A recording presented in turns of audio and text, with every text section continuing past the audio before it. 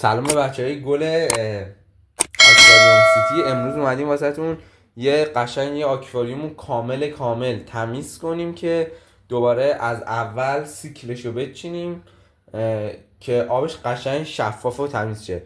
وسایلی که ما الان فعلا واسه این آکواریوم میخوایم یه دوتا دونه لیوان یه بار مصرف، دوتا لگن، یه دونه مسواک. بریم که ماهیا رو بگیریم بهتون نشون بدم بعدش چطوری آب خالی کنیم و این وسایل رو تمیز کنیم.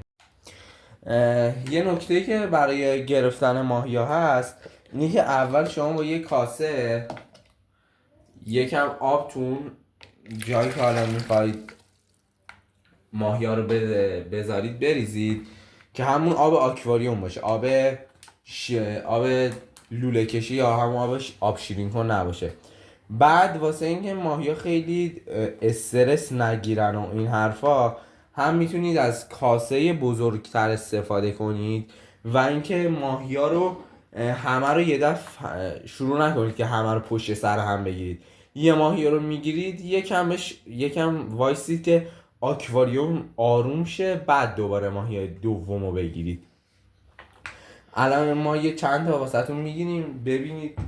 به عنوان مثال الان به جای که بخوایم از لیوان یک بار مصرف استفاده کنیم، از این استفاده میکنیم که یکم بزرگتره. بعد واسه این که ببینید به راحتی دوتا ماهی رو میشه گرفت. دیدید دوتا ماهی رو راحت میشه گرفت.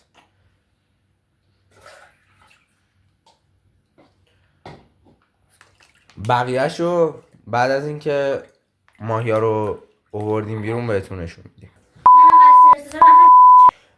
ما در ضمن به خاطر اینکه این آکواریوم الان داشتیم تمیزش میکردیم یه دوتا جنازه کامل تجزیه شده پیدا کردیم توش. به خاطر همین اصلا کلا همه رو تمیز میکنیم میاریم بیرون میاریم میشوریم که آب کامل تمیز، یعنی باکتری توش نباشه که موجب شه که این ماهیا بمیرن.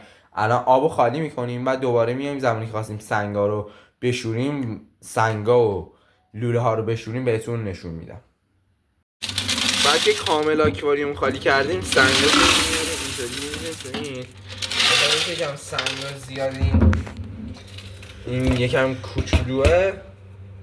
اینا رو قشنگ بعد با مایه اینا رو به خاطر اینکه ما یه دوتا جسد پوست بعدش قشنگ این سنگا رو با کف و این حرفا میشوریمش.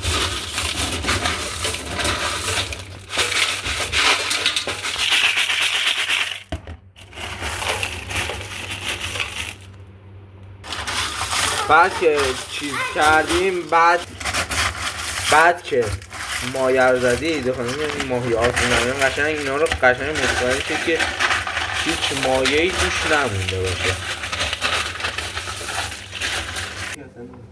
برای شستن این لوله و اتصالات حالا ما اینو داریم، راحت میشه با این یه طرفشو بزنی داری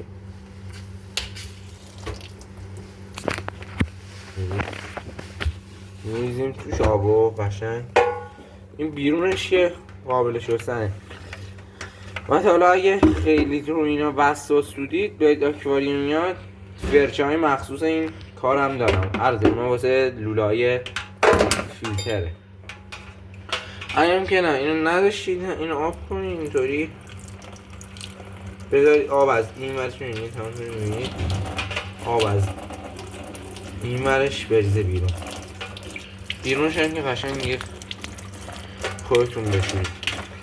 این سنگ هوا رو قشنگ توش رو بشورید. حتما مطمئن شید که اگه توش مایه زدید دیگه توش مایه نباشه، چون که اگه بره تو آب آکواریوم داغون میشه. اینم یکم روشو بسابید که این کثیفی ها بره و همین. بعدش حالا اگه از این تیغای جلوه واسه شیشه آکواریوم داشتید از اون بزنید. ما چون که الان از نداریم به جاش از این اسکاجای ضد خش استفاده میکنیم. قشنگ این جاهایی که بخار آب هست و جلوک زده و اینا رو قشنگ تمیز کنیم، هم از تو هم از بیرون.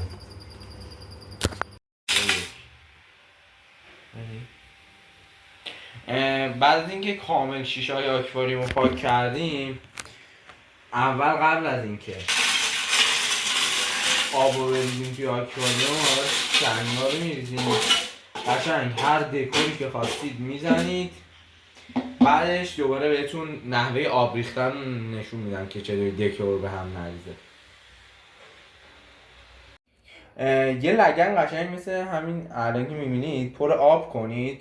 ترجیحاً ما الان آب شیرین کن ریختیم، یه بستگی به این داره که آب شیر رو بشه خورد یا نشه. اگه تونستید، اگه مثل آب تهران بود هم آب شیر رو بریزید، وگرنه از آب شیرین کن استفاده کنید.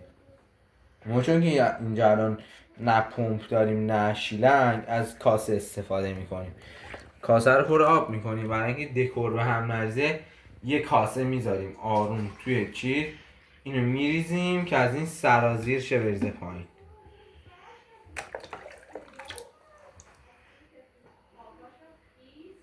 زمانی هم که پر شد دیگه نتیجه کار بهتون نشون میدیم.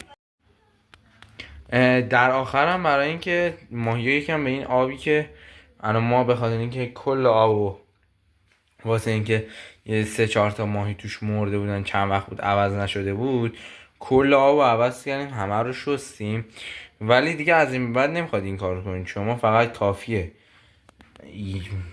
نصف آکواریومو آبشو خالی کنید، کثیفی‌ها رو با شیلنگ بکشید بیرون، دوباره آب جدید بهش اضافه کنید.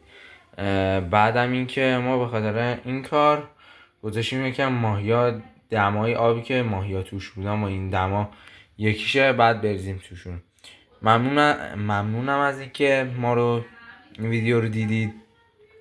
اگه دوست داشتین ما تو این کانال زیاد از این ویدیوهای آکواریوم میذاریم، از انواع ساخت وسایل آکواریوم تا استفادهشون.